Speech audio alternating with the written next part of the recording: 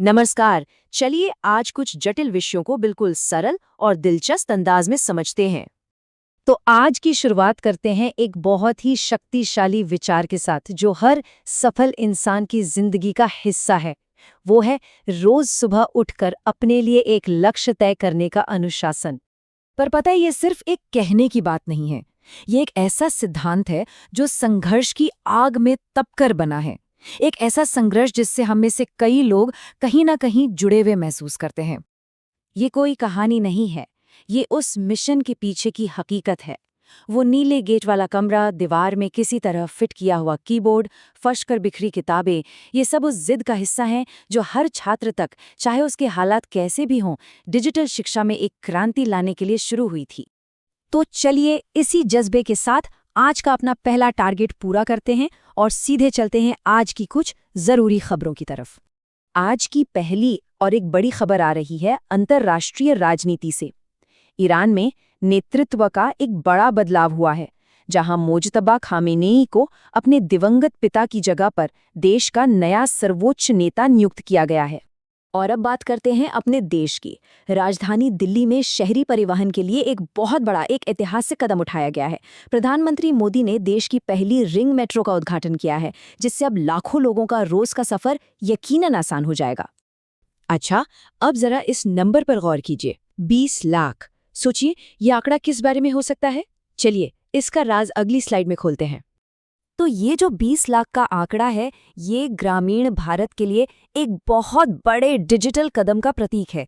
उत्तर प्रदेश सरकार ने प्रोजेक्ट गंगा नाम से एक जबरदस्त परियोजना शुरू की है, जिसके तहत 20 लाख ग्रामीण घरों को हाई स्पीड इंटरनेट से जोड़ा जाएगा। मतलब कनेक्टिविटी का जो गैप है उसे भरने की एक बड़ी कोशिश।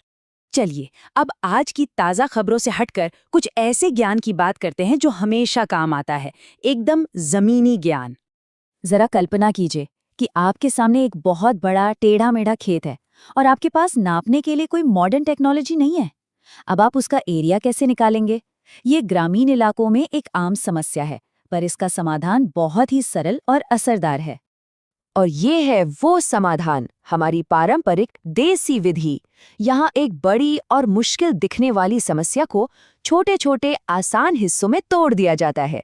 सच कहूँ तो ये एक ऐसा सिद्धांत है जो जिंदगी में हर जगह लागू होता है। इसकी सबसे बड़ी ताकत इसकी सादगी में है। बस 3 आसान से स्टेप्स हैं।